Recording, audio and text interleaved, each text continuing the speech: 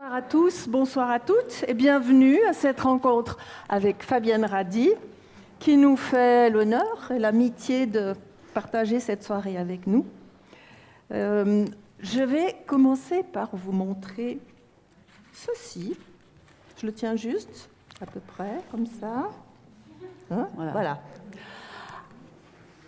Couverture rouge et une rangée de petites dents bien blanches, bien alignées.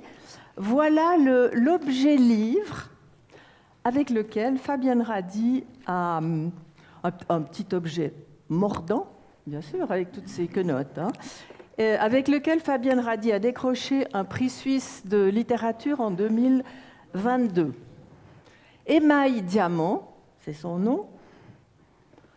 Enfin, c'est surtout d'abord le nom d'une pâte dentifrice, hein, labellisée extrême blancheur. Comme elle, ce petit recueil est brillant et incisif, forcément. Et il aligne, bien entendu, 32 petits chapitres à géométrie variable qui déploient toute une imagination bucco-dentaire et bien plus. De ces livres, elle dit, j'ouvre les guillemets, que ce ne sont pas vraiment des essais, ni complètement des fictions, encore moins des poèmes, mais qu'il flirte un peu avec tout ça. Fabienne Radi a un côté Alice au pays des merveilles non-sensique, des incongruités oulipiennes et d'un sens de l'autodérision aussi aigu que roboratif. À coup de petites phrases bien affûtées, elle décoche ses flèches sur tout ce qui bouge, ou pas, dans l'ordre et dans le désordre, avec une verve impertinente et jubilatoire, et un sens du coq à l'âne élevé au rang des beaux-arts. Chacun de ces livres est là il y en a une série, et vous verrez qu'il y en a toute une installation sur la table du hall. Chacun de ces livres est une boîte à surprises, pleine de trouvailles, de pépites, de friandises aigres-douces. C'est toujours drôle, érudit, finement observé et truffé de références littéraires, beaux artistiques, cinématographiques et même télévisuelles. C'est transversal et éclectique. Elle parle d'art sans en parler, tout en parlant. Enfin, c'est de l'orfèvrerie fine, avec parfois un zeste de trash. C'est savoureux. Avant d'entamer notre conversation, je me permets juste un petit rappel biographique, que j'emprunte d'ailleurs à sa propre plume, parce que c'est elle qui le résume le mieux. J'ouvre les guillemets. Fabienne Radi écrit, entre parenthèses, essais, fiction, poèmes, fait des éditions d'artistes, livres, affiches, disques, et enseigne à la Haute École d'Art et de Design, la HED, à Genève. Sa première formation en géologie lui a apporté l'amour des couches. Sa brève incursion dans la bibliothéconomie a suscité son engouement pour les classements. Ses études en art sur le tard ont transformé son regard sur les objets du quotidien. Les titres, les plis, les malentendus, les coupes de cheveux, les dentistes et Paul Newman sont des motifs récurrents dans son travail. Elenia Fribourg vit à Genève et se rend régulièrement en Gruyère. Fermez les guillemets. Alors, Fabienne Radi. Aujourd'hui, on sait que les arts et les savoirs sont de plus en plus imbriqués les uns et interdépendants les uns des autres, qui se fécondent, se stimulent, se rebondissent de l'un à l'autre. Mais comment est-ce qu'on passe de la géologie, quand même un domaine qui exige une haute rigueur scientifique, à la bibliothéconomie qui s'occupe de la gestion des livres et donc du savoir, puis des arts visuels contemporains à l'écriture, sans oublier, sauf erreur, un passage pour la pub. Votre trajectoire est pour le moins atypique.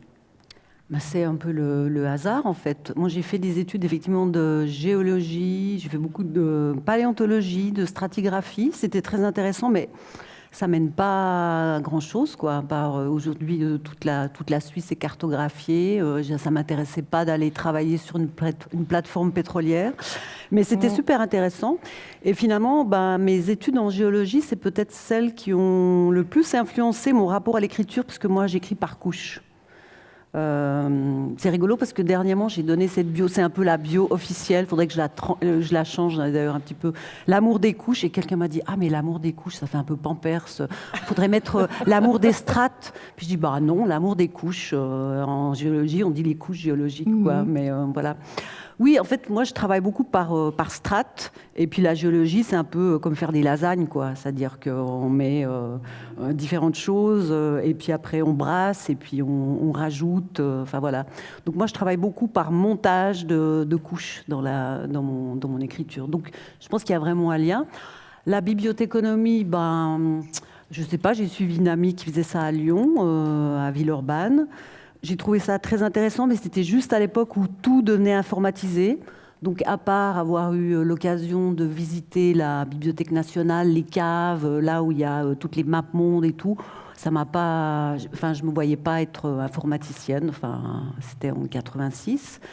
Après, j'ai travaillé effectivement dans la pub quand j'avais mes enfants qui étaient petits. Ça me permettait de bosser chez moi. Mais... là aussi, en fait, j'ai pas trouvé ça super intéressant. Par contre, c'est un bon exercice, c'est de l'écriture, quoi. Donc, c'est du... Exactement. Ouais. Finalement, écrire sur des photocopieurs, des vis ou du cognac, c'est une manière de s'exercer, quoi, de faire ses gammes un peu. Et en fait, moi, c'est par les Beaux-Arts donc, que je suis arrivée à l'écriture, parce que j'ai refait les Beaux-Arts à 40 ans, c'était pas encore la aide. Je devais être la plus vieille étudiante. Il y a Laurence Boissier qui est venue 2 ans après. On était les 2 mères de famille quadragénaires, on va dire.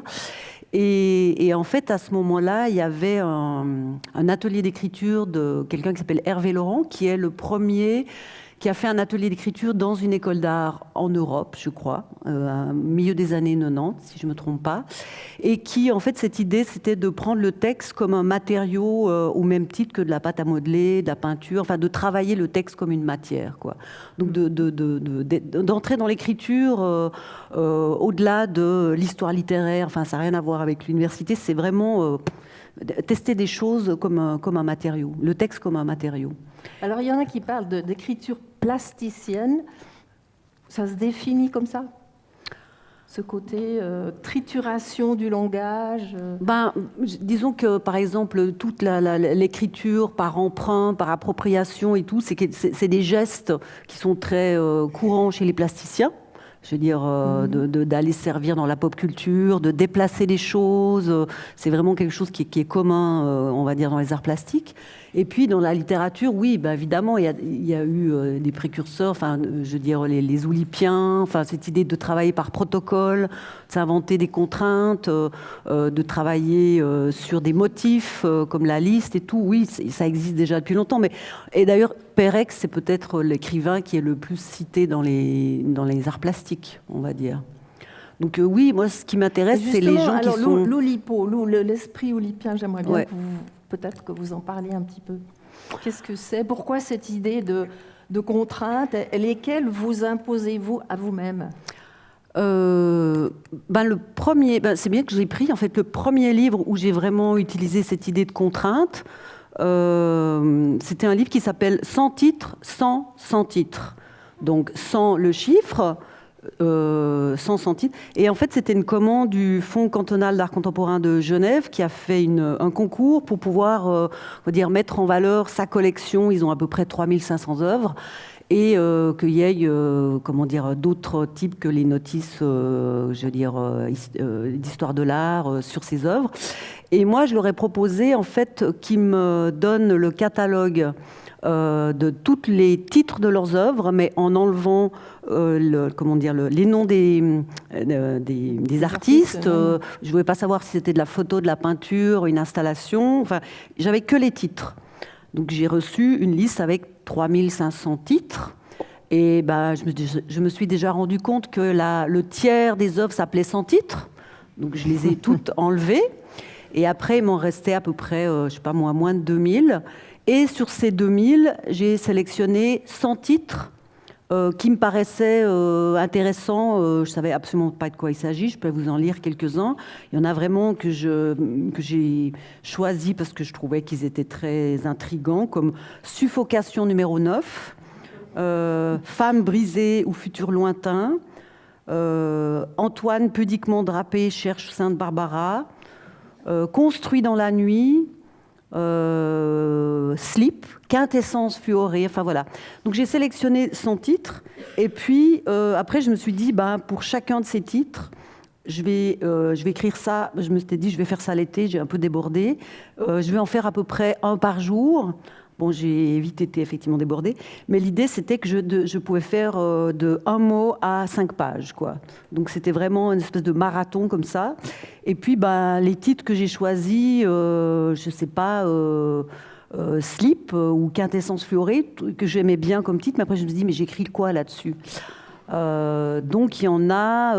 Donc il y a un travail de montage. Il y a un travail tout ça. de montage, exactement. Par exemple, moi, je trouvais que ces titres, les lire déjà, je les ai aussi agencés d'une manière pour que, en fait, si on lit la liste des titres, c'est de la poésie sonore, quoi, pour moi. Mais donc il y a pas un mot qui est de vous dans ce livre. Ah non, ils sont. Si, tous les textes sont de moi. Mais je veux dire, j'invente une fiction ou une liste ou. Mais avec les mots qui sont donnés. C'est-à-dire qu'avec, par exemple, je vais vous en prendre, Pougny Gare. Voilà, ça c'est un titre. Je ne sais pas si c'est un tableau, etc. Et puis là, je pense que j'avais pas beaucoup de temps. J'ai fait un truc, j'ai juste répondu. Donc j'ai toujours sur la page de gauche le titre et sur la page de droite un texte qui correspond. Donc Pougny Gare, j'ai juste mis oui, gare à toi, Pougny. Voilà, je suis beaucoup dans l'idiotie. J'aime bien, voilà. Ou qu'est-ce qu'il y avait? Il y en a un que j'aimais bien, c'est... Pardon. Je crois que c'est Suffocation 9. J'ai dit Suffocation 9, vous dites Catherine Deneuve? Non, on dit Catherine Deneuve. Enfin voilà, donc il y a des jeux de mots, mais il y a aussi vraiment des récits, quoi. Donc là, il y a l'idée, et il y avait l'idée aussi de me dire, mais en fait, les films ou les livres, il y a plein de titres. Le titre, c'est un peu mon dada. Hein. Il y a plein de titres de livres qu'on connaît, comme Crime et Châtiment, que je n'ai jamais lu, mais je connais. Je veux dire, ça, je trouve que dans Barthes, il a parlé de ça, il dit, mais en fait, il y a plein de bouquins, on sait que les titres, mais en fait, on arrive un petit peu à les cartographier, on sait à peu près l'époque, on sait, etc. Donc, on a une idée. Pour les films, c'est la même chose. Comment dire, Tant qu'il y aura des hommes. Moi, j'ai pas vu le film, mais je sais que c'est un titre de film, quoi. Et en fait, les œuvres plastiques, enfin, finalement, on voit vaguement, on connaît le nom de l'artiste, on voit le tableau, mais souvent, on ne sait pas le titre, quoi. Donc là, je me suis dit, voilà, je vais rendre justice à des titres d'œuvres. Voilà, ça, c'est, on va dire, quelque chose d'oulipien. Mais il y a aussi Il était une fois le Plaza, où là, vous vous êtes emparé des titres. Oui, alors, titres de films. Le Plaza, donc c'est... il faut que je vous contextualise. En fait, le Plaza, donc c'est un cinéma à Genève qui a été sauvé il y a 2 ans, 3 ans. Enfin, voilà, la Fondation Wilsdorf a mis des sous. Enfin, ils ont racheté... Un cinéma des années 60, voilà. Quelque chose comme ça, ou 50. Cinéma des 55, ou je ne sais plus, milieu des années 50. Et en fait, celui qui est président de la Fondation du Plaza, c'est Jean-Pierre Greff, qui était à l'époque encore le directeur de l'AID, donc mon chef, et qui, en fait, pour lui, c'était important que ce lieu, pendant les travaux, reste vivant, qu'il y ait des interventions artistiques. Et moi, il m'a demandé, en fait, d'intervenir dans une vitrine qui a été aussi, je crois, dessinée par Seget, donc l'architecte Seget.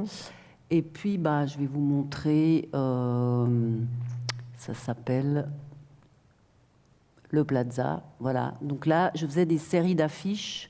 Celle, en fait, sur le texte. J'ai fait beaucoup de choses avec des titres de films. J'arrive pas à voir. Non, c'est un peu compliqué. Il faudrait que j'agrandisse. Hein. Par exemple, là, c'est une série de 3 affiches qui sont... Ah oui, ok, voilà. Voilà. Là, c'est une série d'affiches où il y a L'homme qui en savait trop, L'homme aux mains d'argile, enfin voilà, tous les titres. C'est tous des films qui sont passés au Plaza, donc qui sont dans cette vitrine-là, on voit. Et puis, la dernière salve, on va dire, le dernier épisode, c'était une série faite avec des noms d'acteurs.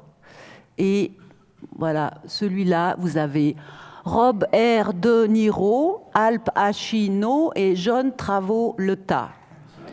Et en fait, si vous voyez, si vous voulez, le graphiste avec qui j'ai fait ça, qui s'appelle Clovis Durand, qui a une super idée, c'est en fait comment dire, de reprendre l'onde sonore quand on dit Rob R. De Niro, et puis il l'a travaillé et après il l'a renversé à la verticale. Donc ce que vous voyez, la forme, c'est l'onde sonore quand on dit Al Pacino, etc. Voilà, je vous en montre une deuxième, c'est Uma Thurman, Julia Roberts et Meryl Streep. Voilà. Ah oui, celui-là, elle est mieux aussi. Celui-là, je l'aime beaucoup. Sofia Coppola, Mai Wen, Jane Campion. Donc là, c'est ce qu'on appelle la sonotraduction, qui est un truc qui a été inventé. Je sais que Victor Hugo, il faisait déjà ça, donc il reprenait des phrases, il les mettait en sonotraduction. Mmh. Et voilà. Donc moi, je m'intéresse effectivement au texte. De manière, le texte sur les récits, mais aussi le texte visuel, comme ça, dans les affiches. Oui, il y a le visuel et le sonore. Voilà, ouais. D'ailleurs, un de vos livres, qui s'appelle Sapron, 2013, si je me souviens bien. C'est le premier. C'était le premier, avait été édité par le MAMCO, donc le Musée d'art moderne et contemporain de Genève. Alors, justement, comment vous faites le lien avec les arts plastiques ?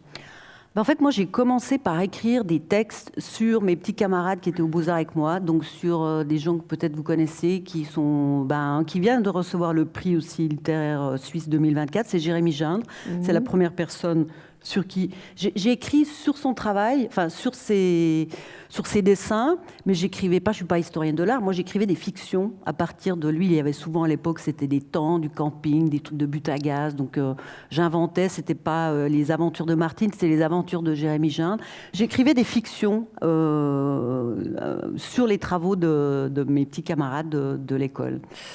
Et puis, en fait, j'écrivais sur un site qui n'existe plus aujourd'hui, dont j'ai oublié le nom, mais je pense que la première personne qui m'a encouragée, c'est Christian Bernard, donc, qui était directeur du MAMCO à l'époque, et qui m'a dit, mais moi, j'aimerais que tes textes soient sur le site du MAMCO.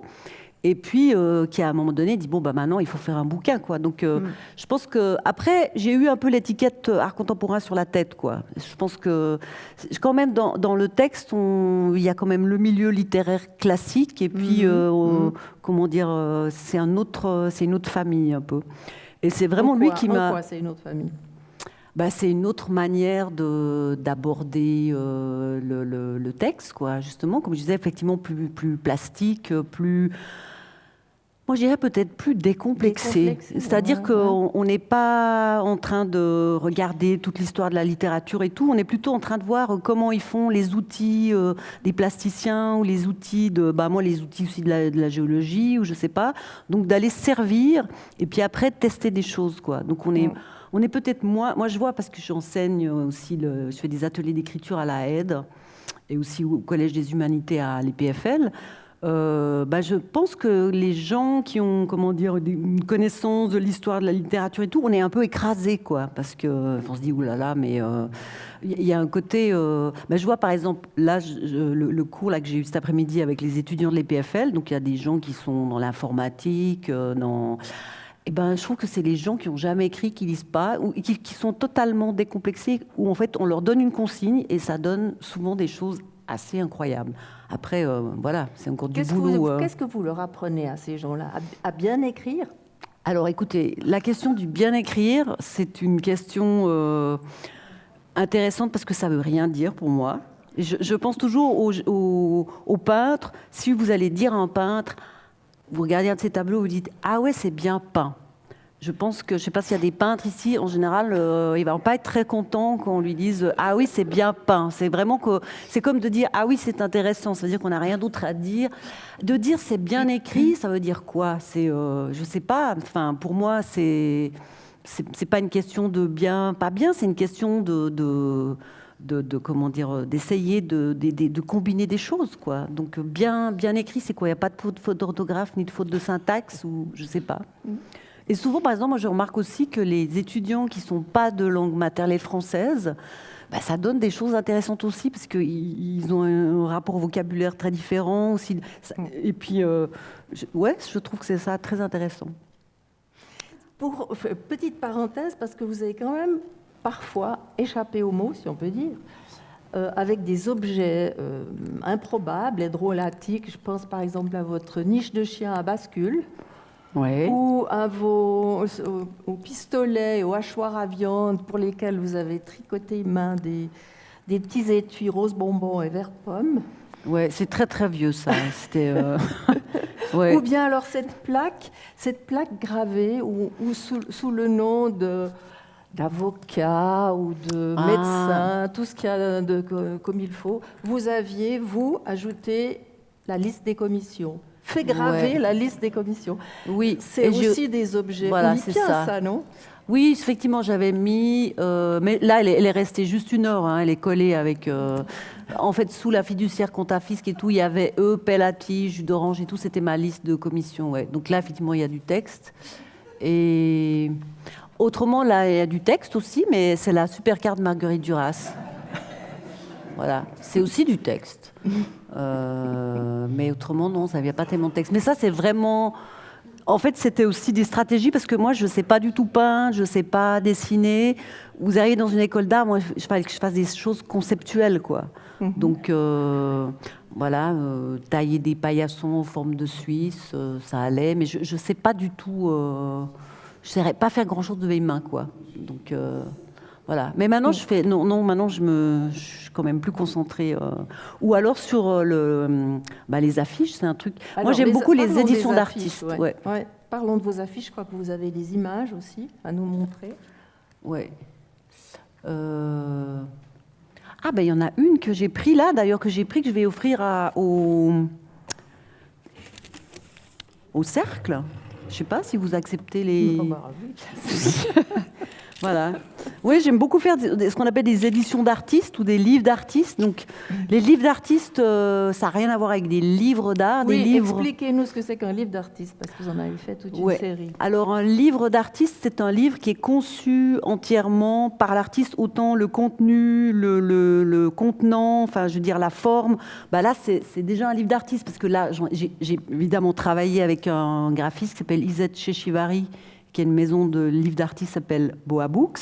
Mais par exemple, pour le choix de la couverture, je veux dire, là, par exemple, c'est imprimé en bleu. Enfin, tout est choisi. Je veux dire, la personne qui fait le livre, on fait pas soi-même le livre, mais en disant toutes les décisions prises. Voilà. D'ailleurs, on a un de vos éditeurs là-bas au fond de la classe. Exactement. Et qui fait aussi des livres d'artistes. Qui est Stéphane Fretz des éditions Art et Fiction, qui a édité toute une série de vos titres. Exactement. Et eux, ils ont un rapport aux couvertures aussi. Alors, je les embête beaucoup, en fait, parce que moi, j'aime bien aussi arriver avec des idées pour les couvertures. Donc, par exemple, là, l'histoire des dents, ça, c'était un truc que j'avais vu j'ai vu qu'il y avait des gens qui étaient dans le graphisme, là. C'est Saul Bass, celui qui faisait les génériques des Hitchcock, que j'adore, en fait. En fait, il a, déjà, la typo, c'est une typo, ça s'appelle la typo Hitchcock, je crois, ou je ne sais plus. Enfin, c'est une typo qui est utilisée pour Vertigo, pour le film Vertigo. Et puis, l'histoire des dents, c'est aussi un truc que j'ai piqué chez Saul Bass, quoi. Et voilà, donc en fait, effectivement, Réflexion, c'est une maison d'édition où on peut discuter, enfin, je veux dire, sur la couverture, sur la 4e de couverture aussi, parce que ça, je trouve que c'est hyper important aussi de... Il y a quand même plein d'éditions où, en fait, la 4e de couverture est faite par le service com des éditions. Ça ne correspond pas nécessairement toujours à ce qu'il y a à l'intérieur. Mais voilà, là, je suis en train de m'éloigner du livre d'artiste. C'était la question. Donc, le livre d'artiste, je ne sais pas si vous connaissez quelqu'un comme Ed Ruscher, qui est vraiment un artiste américain, qui est toujours en vie d'ailleurs, qui faisait des éditions d'artistes. Le truc le plus connu, c'est les, je ne sais plus combien de Gazelle Station, là, où en 36, fait, non voilà. Ouais. Donc cette idée de faire un livre, d'avoir un concept de photographie, de les prendre d'une certaine manière, et après de faire la typo, enfin, je veux dire, de conceptualiser tout l'objet, quoi, le contenu et le contenant.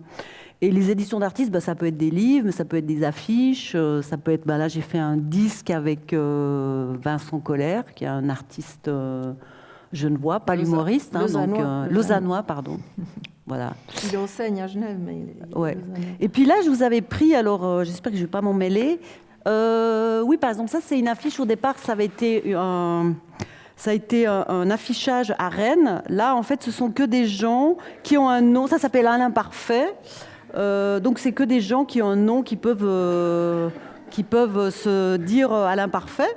J'en ai fait, là je vous donne la version simple, il y a une version qui est avec de l'encre phosphorescente, on peut la voir la nuit. Voilà.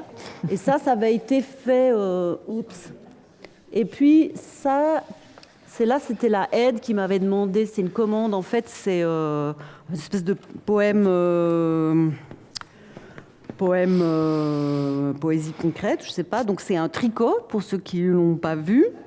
Et en fait, c'est d'après un poème de la femme d'un artiste que j'adore, qui s'appelle Jean-Frédéric Schneider. Je ne sais pas si vous connaissez, qui est un artiste suisse-allemand.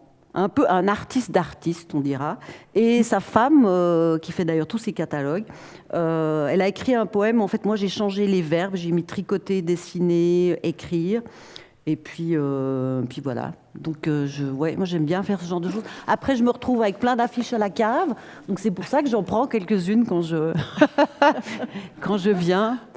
Mais il y en a une dont j'aimerais bien vous parler parce que c'est vraiment par rapport à la littérature. Toujours dans le truc de sonotraduction. Donc, c'est une affiche qui se présente un peu comme une feuille pour les commissions, comme ça, en sérigraphie. Et en fait, ce sont donc que des noms... voilà, ce sont que des noms de... je vais vous faire écouter parce que je l'ai fait enregistrer par Madame Google Traduction. Si vous mettez des trucs dans Google Traduction, vous avez une voix qui, elle a d'ailleurs la même voix qui fait les trucs des TPG à Genève, dans les trams. Et là, je vais vous... En fait, le test, c'est que j'utilise ce Google Traduction pour voir si mes jeux de mots, ils marchent. Raymond Carver, Willem Burrow, Henry Miller, Richard Breutigam, Lewis Carroll, Samuel Beckett, Hemingway, John Fante, Thomas Mann, Anton Chekhov, William Faulkner, Don DeLillo, Harper Lee, Jim Harrison, Douglas Kennedy, Joan Cheever. Bon, c'est avec un peu un accent français, on va dire. Voilà. Mais je vous propose de remplacer Madame Google par Fabienne Radi et que vous avez choisi peut-être votre premier extrait que vous nous lisez. Oui, je vais prendre dans Emma et Diamant. En fait, c'est rigolo parce que Emma et Diamant, je me rends compte que c'est un titre... en tout cas, mes étudiants, Emma et Diamant, ils ne connaissent pas. Pourtant, c'est toujours vendu dans les pharmacies, il me semble. Et puis, j'avais dit à mon auditeur, il faut surtout ne pas oublier de mettre l'accent sur le « et », parce que autrement, ça fait « email diamant », quoi. Donc, c'est pas en rapport avec les emails. Et donc, c'est effectivement une suite de petits textes, donc 32, comme les 32 dents, en rapport avec les dents. Mais ça peut être des listes, ça peut être plein de choses. Voilà. Alors, je vous en lis quelques-uns qui sont très courts plutôt. Alors, Mona et Julia. Depuis plus de 500 ans, la Joconde sourit sans que l'on sache comment étaient ses dents, ni même si elle en avait vraiment. L'actrice Julia Roberts, elle, sourit en arrivant à en montrer tellement qu'on a l'impression qu'elle en possède 2 fois plus que les autres gens. Dans l'ordre. En général, on perd successivement 1. Ses enfants, ils partent. 2. Ses parents, ils meurent. 3. Ses dents, elles tombent.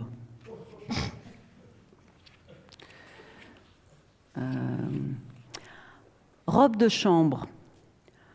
Dans le livre que je lis en ce moment, et qui est écrit par un auteur américain vivant en France, j'ai trouvé cette anecdote. Le narrateur, qui est aussi l'auteur, prend un jour rendez-vous chez son orthodontiste. Il, l'auteur-narrateur américain, aimerait qu'il, l'orthodontiste français, lui prescrive un appareil pour corriger l'écart qu'il, l'auteur-narrateur américain, a entre ses 2 incisives. L'orthodontiste français lui dit « Mais non, vous avez les dents du bonheur. Pourquoi voudriez-vous vous en priver ?» L'auteur-narrateur américain répond « Parce que je peux bientôt me servir de la ceinture de ma robe de chambre comme fil dentaire. » L'orthodontiste français lui dit alors « Arrêtez donc avec le fil dentaire. Vous n'avez rien de mieux à faire de vos soirées ?» Dans cette histoire, on apprend des choses sur les obsessions des Américains, les priorités des Français et les usages détournés des robes de chambre. Beaucoup et en bonne santé. Aux États-Unis, les cheveux comme les dents sont très importants. Il faut en avoir beaucoup, en bonne santé, et ne pas hésiter à les montrer. D'où l'importance des orthodontistes et des coiffeurs. Le comble de la misère, c'est d'avoir des queues de rat et des dents de travers. C'est pour cette raison, mais pas seulement, que l'actrice américaine Shelley Duvall est une femme extraordinaire. Bon, visiblement, pas beaucoup de gens connaissent Shelley Duvall. Ouais. Peut-être que je vais vous lire une qui se passe à Lausanne, qui est le début d'une petite fiction, enfin d'une fiction non. Ça raconte mon premier dentiste. Alors attendez, il faut que je le trouve. Et mon premier dentiste a habité à Lausanne. Donc moi, pendant mon enfance, en fait, je détestais Lausanne parce que c'était depuis Fribourg. On descendait à Lausanne pour aller chez le dentiste. Donc j'ai une odeur comme ça aussi en rapport avec Lausanne. Voilà. Et voilà, mon premier dentiste. Donc là, je vous lis juste peut-être le début. Mon premier dentiste s'appelait René. Il était petit, rond, très excité, et avait fait les scouts avec mon père quand ils étaient adolescents. Ses sourcils ressemblaient à 2 touffes de mauvaises herbes. Il n'hésitait pas à les faire bouger à n'importe quelle occasion. Ça lui donnait un petit air démoniaque qui, on le sentait tout de suite, lui plaisait infiniment. Son cabinet était situé dans un ancien immeuble d'un quartier bourgeois de Lausanne. Moulure au plafond, parquet en chevron, grandes fenêtres en chêne. La salle d'attente proposait des hebdomadaires économiques pour les pères, des magazines de décoration pour les mères, la collection des aventures de Petsy pour les enfants, une bande dessinée danoise où il y avait beaucoup de festins de crêpes et aussi des aurores boréales. Celles-ci sont désormais à jamais associées au sifflement de la fraise dans mon esprit. Ma sœur aînée passait généralement la première. Quand venait mon tour, ma mère m'accompagnait dans le cabinet et tandis que René travaillait sur une de mes 8 molaires et 4 incisives invariablement cariées à tour de rôle, elle lui faisait la conversation, ou plus exactement, tentait de glisser quelques mots au milieu d'un flot ininterrompu de paroles. Comme les nains dans Blanche-Neige, René aimait parler en travaillant, quoique les nains sifflaient, si l'on en croit la chanson. J'ai passé beaucoup d'heures à trembler, la bouche ouverte, observant René gesticuler au-dessus de moi avec des instruments métalliques pointus. La langue médicale, à bras articulés qu'il dirigeait avec autant de vigueur que d'autorité, tel un palefrenier tirant sur la bride d'un cheval turbulent, faisait une auréole dorée autour de son crâne à contre-jour. Une mèche rebelle remuait en ombre chinoise au rythme des coups de roulette. Je voyais les instruments métalliques grandir et rapetisser au fur et à mesure qu'ils entraient et sortaient de ma bouche. Allongé sous une grande bavette en papier, qui à l'époque me recouvrait jusqu'au nombril, je tripotais avec nervosité une bague en plastique ou un bracelet en macramé, ce genre de bijoux bon marché qu'on s'échange à la récré dans les cours d'école primaire. Guettant fébrilement l'apparition d'un petit cylindre de coton blanc dans mon champ de vision, coton qui signifiait la fin de l'étape fraisage et le début de la phase pansement. Voilà, la suite des aventures de René. Voilà. J'aimerais bien que vous nous racontiez l'histoire de Smax, qui est justement un livre d'artiste qui a une histoire tout à fait savoureuse. Alors, oui, Smax, c'est mon premier livre d'artiste. Et voilà. Donc, Smax, c'est une boîte de Smax, donc où j'ai repris le graphisme des éditions Gallimard. Et puis, en fait, je trouvais que c'était une bonne contraction entre la boîte de Smax, enfin de cornflakes, qui est, alors je ne sais pas vous, mais moi, mes enfants, ils ont appris à lire sur des boîtes de cornflakes. C'est-à-dire qu'ils avaient chacun, ils étaient 3, ils avaient chacun une boîte de cornflakes et ils lisaient chaque jour tout ce qu'il y avait sur la boîte de cornflakes, sur tous les côtés, etc. Donc je me suis dit de faire une contraction, une compression entre le premier objet de lecture et puis, comment dire, je veux dire, la Blanche de Gallimard qui maintenant a perdu un peu de son panache, mais enfin qui est quand même, comment dire, voilà, visuellement en tout cas, je trouve très belle. Et donc si vous voyez, sur une boîte de Smax, vous avez tout le temps plein de textes dans des, je veux dire, écrits de plein de typos différentes, avec des étoiles et tout. Et en fait, j'ai rassemblé tout le texte de la boîte de Smax et je l'ai mis en fait comme 4e de couverture. Voilà, donc c'est super. Je connaissais pas ce truc d'agrandir. Voilà, donc c'est avec Smax et Bart le plus. Attendez voir, j'arrive pas à lire par contre. Non, c'est tous les textes qui sont sur la boîte de Smax. Voilà. Et puis en fait, quand donc c'est avec un éditeur qui s'appelle Boa Books que j'ai fait ce livre. Enfin, d'abord je l'ai fait moi-même, mais c'était très très mal rafistolé. Et après il y a un éditeur qui s'intéressait donc de livres d'artistes qui l'a fait. Et lui, il a fait, donc il voulait qu'il soit enregistré à la Bibliothèque nationale, qu'il ait un ISBN, etc. Donc il a été acheté il a été pris à la Bibliothèque nationale. Il a reçu un ISBN et un jour, j'ai reçu un téléphone de quelqu'un de la Bibliothèque nationale à Berne qui m'a dit « Bonjour, je m'occupe de la conservation des livres d'artistes. On a reçu votre livre Smax et tout. Écoutez, quand on secoue, ça fait du bruit. Qu'est-ce qu'il y a à l'intérieur ?» Je dis « Bah, des Smax. » Et ils m'ont dit « Mais c'est pas possible. Nous, à la Bibliothèque nationale, on peut pas avoir ce genre de choses. S'il y a des bêtes et tout. Donc, écoutez, on va être obligé d'ouvrir votre boîte et d'enlever. Mais on a une proposition à vous faire.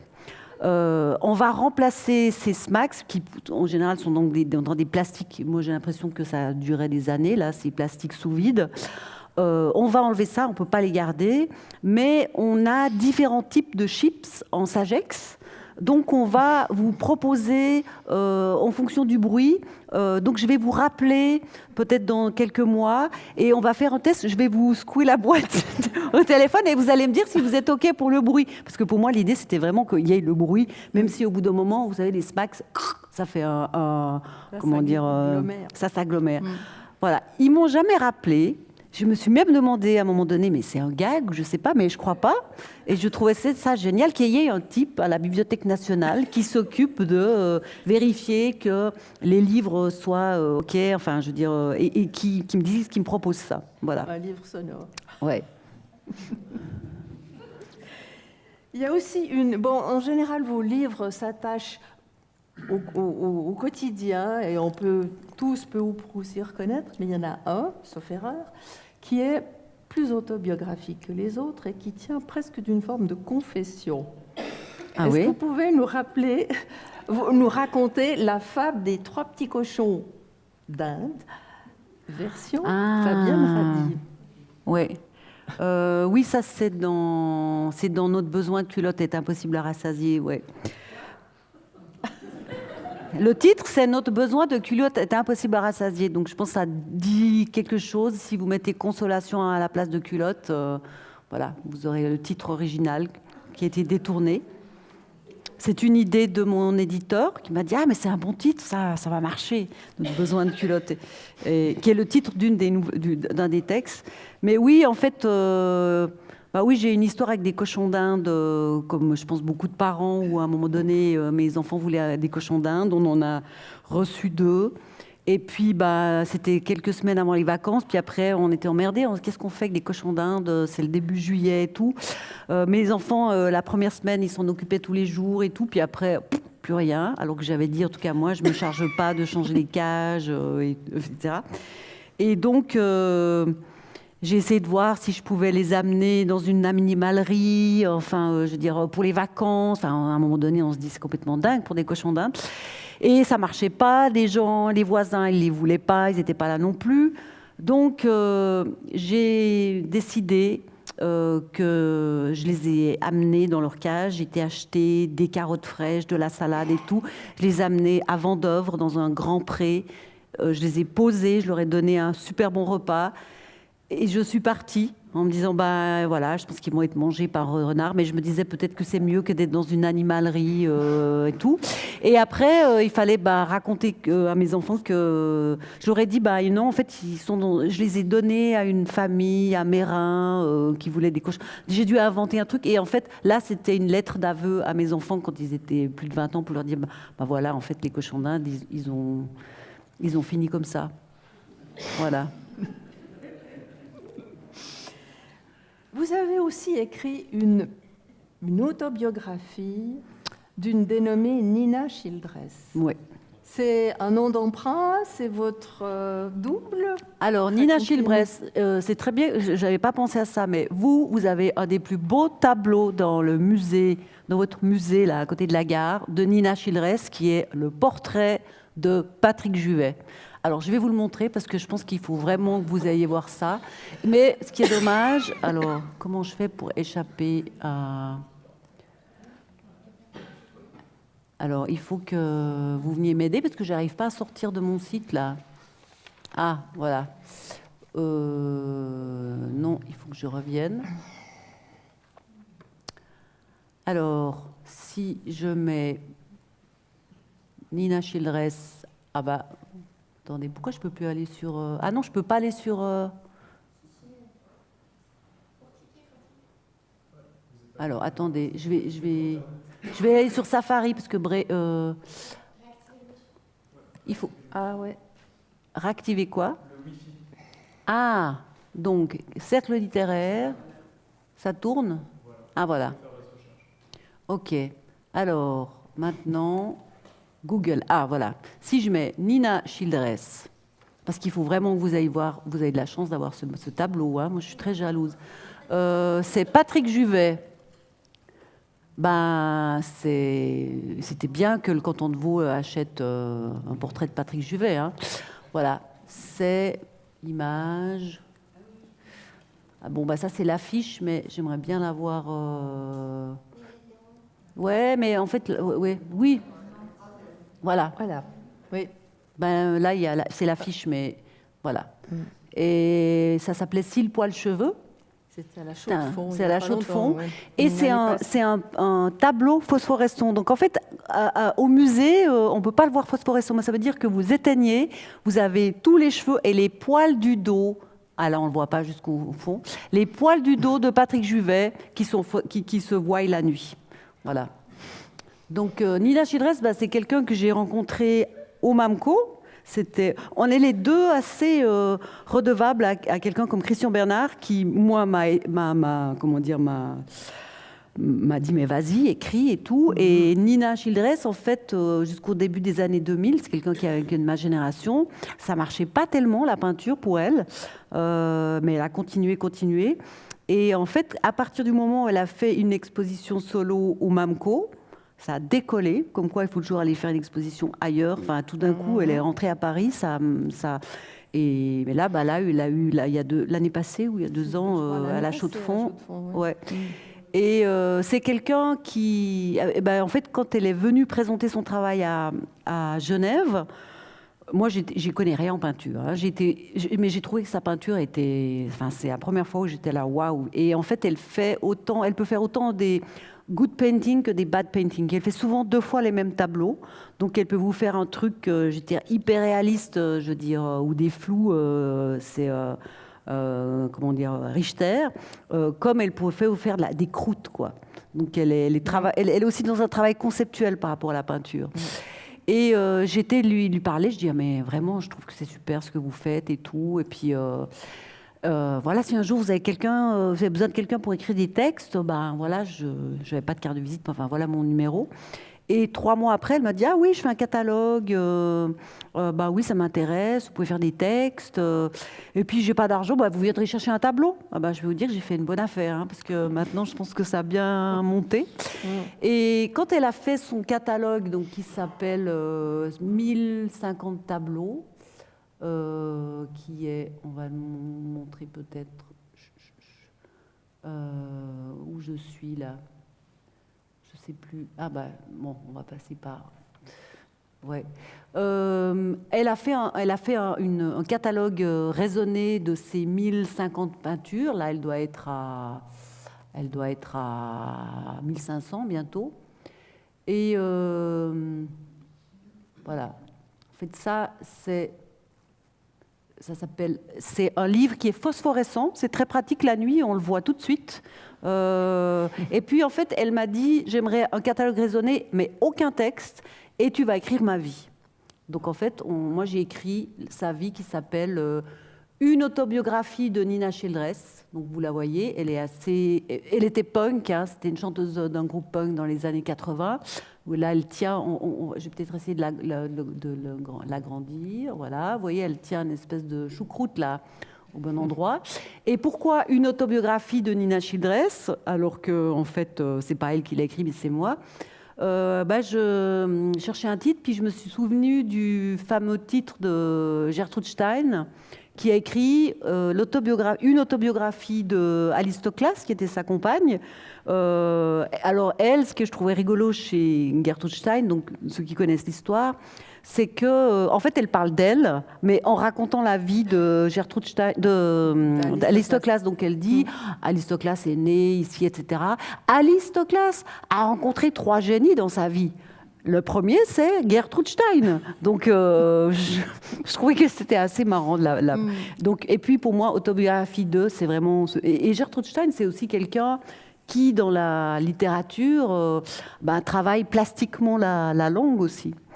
Et bon, je ne sais pas si c'était une bonne idée, parce que tout le monde croit que c'est vraiment elle qui l'a écrit, quoi. Mais voilà. Donc, on a fait des interviews.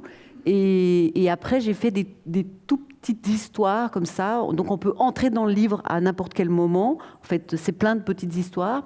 Et c'était un boulot... on ne s'est pas engueulé, c'est incroyable, hein, parce qu'écrire la biographie de quelqu'un de vivant, ce n'est pas évident. Mais c'était pour moi, c'était une première d'écrire la biographie de quelqu'un. Avec... L'idée aussi, justement, alors, ce côté un peu olympien, c'est que je me disais, bon, je vais raconter une période comment dire, du monde de l'art contemporain des années 80 à aujourd'hui. Moi, j'aimerais bien que ça puisse être lisible par mes étudiants qui ont 20 ans, qui ne connaissent pas nécessairement Pontus Hultén, des références des années 70-80. Donc, en fait, j'ai inventé un personnage qui s'appelle le vérificateur, qui est un personnage qui, quand Nina dit des choses qui sont fausses, dit « Ah non, non, non, non », intervient pour dire « Non, non, c'était pas en 84, mais en 82 », et qui rajoute aussi « Pontus Hultén est un curateur, etc. » Mais autant, par exemple, pour des références de la pop culture, quand elle parle elle dit à un moment donné qu'elle voulait épouser Michel Fugain, vous dites Michel Fugain à quelqu'un de 20 ans... je ne sais pas, donc il faut contextualiser. Pour moi, c'était vraiment cette idée de créer un personnage qui soit un peu comme un concentré de notes de bas de page à travers un personnage fictif. Voilà. Mais je parle beaucoup. Vous avez un côté comme ça débordant, mais vos livres sont toujours très très petits, presque minimalistes, très denses, très serrés. Vous élaguez beaucoup, vous coupez. Oui. Oui, moi je pense que je fonctionne un peu comme... Enfin, c'est comme les gens quand ils font de la sculpture, ou bien vous faites avec de la terre, puis vous rajoutez, ou bien vous avez un gros bloc et puis vous enlevez. Et oui, là, pour moi, la réécriture, c'est enlever, enlever, enlever, enlever, quoi. C'est... Mais bon, j'aime beaucoup une écrivaine américaine qui s'appelle Lydia Davis. Je ne sais pas si vous connaissez, je vous recommande, c'est vraiment super. et qui est traductrice au départ, qui a traduit autant Proust, Un amour de Swann, celle qui est une des traductrices en anglais, Michel Léris, enfin et tout, et qui écrit sinon des toutes petites fictions et des micro-fictions. Enfin, moi, ça m'a vraiment influencée dans mon écriture.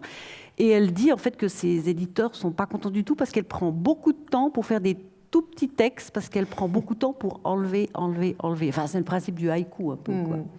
Ouais.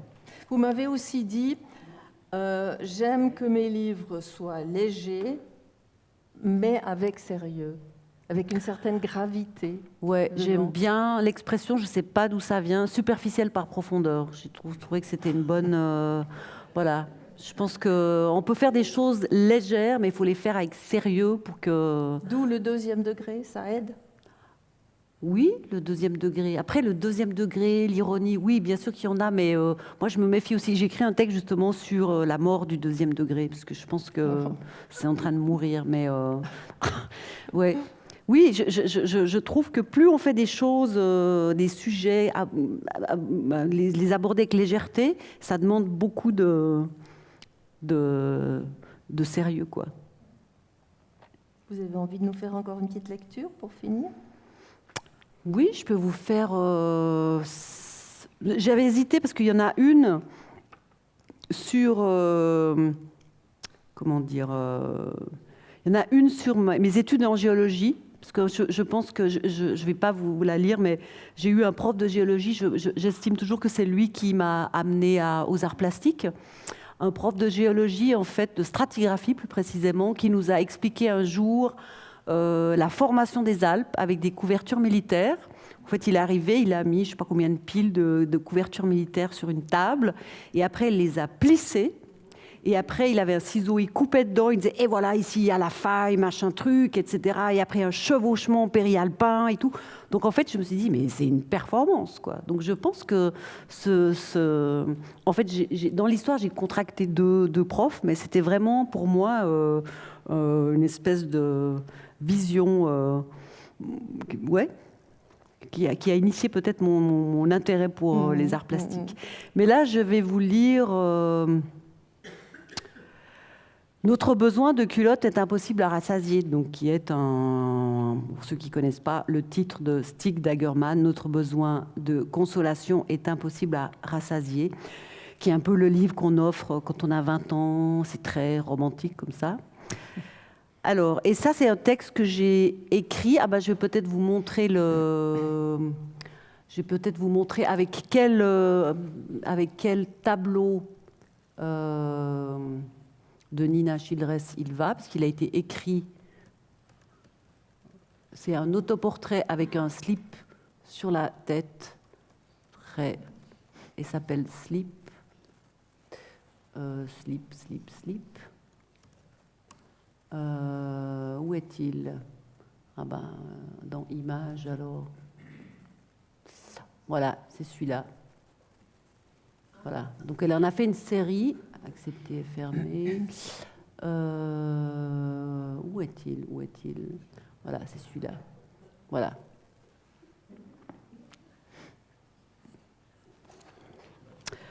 Notre besoin de culotte est impossible à rassasier. Tôt ou tard, dans la vie, se fait sentir le manque d'une culotte qui puisse être là juste pour nous consoler. Le potentiel réconfortant de la culotte n'est pas à sous-estimer, surtout si l'on a été une petite fille dans les années 70 et qu'on a du coup probablement eu une mère qui fut à la queue leu-leu. Une jeune fille rangée dans les années 50. Une trentenaire concernée dans les années 60. Une quadragénaire émancipée dans les années 70. Une quinquagénaire déterminée dans les années 80. Une sexagénaire décomplexée dans les années 90. Une septuagénaire régénérée dans les années 2000, une octogénaire à peine froissée dans les années 2010. Les mères à la queue leu-leu ont dispensé à leurs filles une éducation pleine de paradoxes que ces dernières ont eu de la peine à empoigner sans une solide paire de gants et un bon échauffement. Grand écart idéologique oblige. On ne glisse pas comme ça du refus vindicatif du soutien-gorge au port ludique du porte-jartel. Il faut arriver à négocier le virage en pratiquant le double débrayage de la pensée, ce qui n'est pas une mince affaire. D'autant plus si la monitrice d'auto-école somnole sur le siège passager et vous laisse vous débrouiller toute seule avec les pédales. Parce qu'elle a bu un coup de trop à midi, elle aussi, elle a le droit d'être une quadra émancipée, même si elle s'est trompée de Destiny. C'est dans ces moments-là qu'il faut songer aux qualités salvatrices intrinsèques de la culotte. Une simple culotte qui sèche au coin du feu est une vision propre à raffermir le moral de tout un département d'assistantes de gestion bancaire déprimées à l'annonce d'une nouvelle compression des effectifs. Elle leur rappelle qu'il existe des valeurs qui ne dépendent pas de l'indice d'inflation de la zone euro et que la fréquence de leur brushing n'a qu'une incidence mineure sur leur taux de salaire brut. À quoi bon se ruiner en coiffeur ? On traque la culotte comme le chasseur traque le gibier. Souvent, on n'atteint que du vide, mais quelquefois, de temps en temps, une culotte tombe à nos pieds. Plus rarement, il y a aussi des culottes qui viennent à nous sans y être conviées. Sachant que le répit ne dure que le temps d'un souffle de vent, on se dépêche alors de les prendre dans les bras.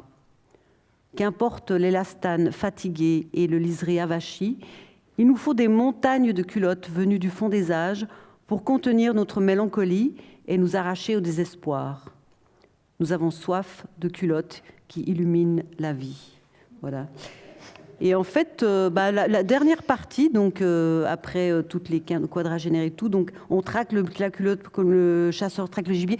Là, c'est vraiment du texte que j'ai piqué, donc c'est de l'appropriation, que j'ai piqué dans le bouquin de Stig Dagerman. Et en fait, j'ai bidouillé, donc j'ai mis culotte à la place de tous les substantifs. Voilà. Merci. La parole est à vous qui souhaite poser des questions à Fabienne. Le micro vient vers vous.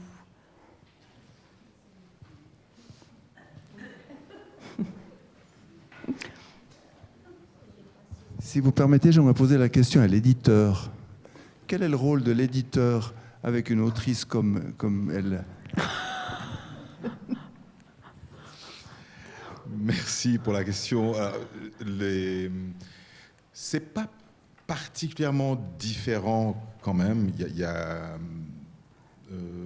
effectivement cette vision très claire quand même, mais que beaucoup d'auteurs ont quand même aussi, à la fois de leur texte, peut-être plus de l'objet. C'est vrai qu'on a des débats assez serrés sur... Pardon, merci. Sur la couverture en particulier, parce que c'est là, c'est un point de rencontre classique entre éditeurs et auteurs-autrices. Donc, c'est de toute façon un lieu qui est intéressant, mais particulièrement, ça devient plus serré, effectivement, quand on a une autrice comme Fabienne. Et par contre, pour les textes, ils nous arrivent extrêmement travaillés, extrêmement ciselés. Enfin, c'est vraiment, elle l'a raconté elle-même. Hein,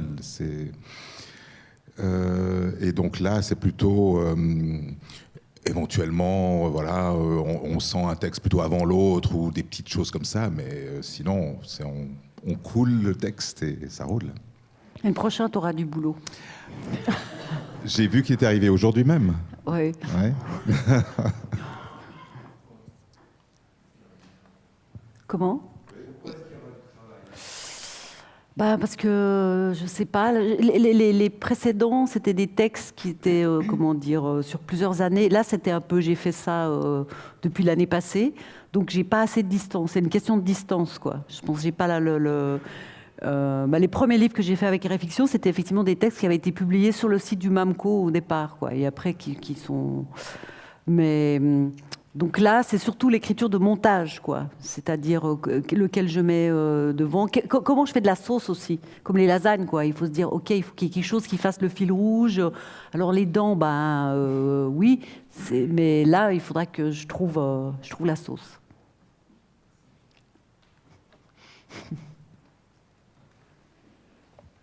Est-ce que quelqu'un d'autre, oui ?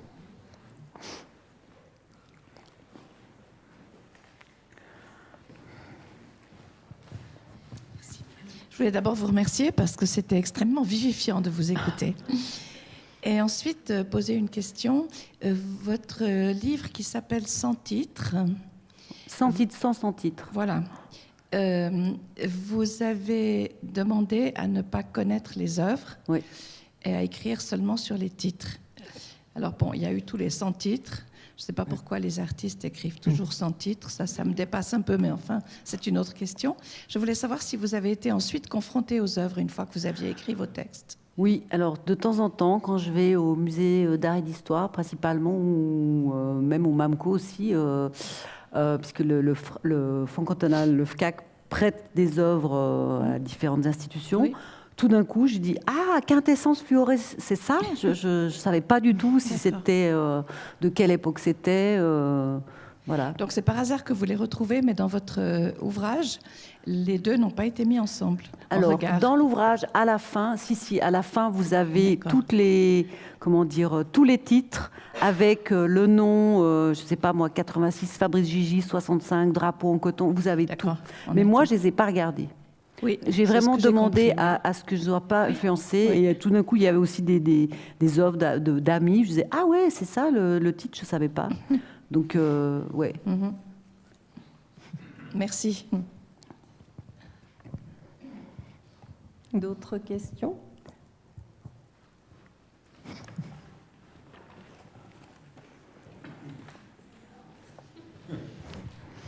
Bonjour. J'ai trouvé amusant de faire une corrélation entre le nom d'une personne et son sonogramme. Et j'aimerais faire part d'une expérience que j'ai eue moi-même. C'est que, comme ornithologue, il est très difficile d'arriver à communiquer à quelqu'un d'autre le chant d'un oiseau. Mais il y a des méthodes pour faire des sonogrammes, donc, qui mettent les fréquences et à quel moment arrivent les sons, qui permettent de le dessiner. Et lorsqu'on a une certaine expérience dans ce genre de représentation, alors on arrive à même lire sur le dessin le chant de l'oiseau. Et c'est une façon de communiquer entre ornithologues qui n'arrivent pas à siffler ou à faire cuic, comme ça, de voir et d'imaginer quel est le chant de l'oiseau. Ok, vous êtes éthologue? Pardon? J'ai pas compris, vous êtes éthologue? Ornithologue. Ornithologue. Ah, d'accord. Okay. C'est les gens qui... Ornithophiles, oui, disons. Bah, juste, en fait, parenthèse pour... vous ne m'avez pas posé de question, mais il y a une artiste qui s'appelle Louise Loller, que je peux vous donner après les références. Elle a fait une pièce où elle dit des noms d'artistes très connus comme Andy Warhol, Joseph Beuys et tout, et elle les siffle comme des oiseaux.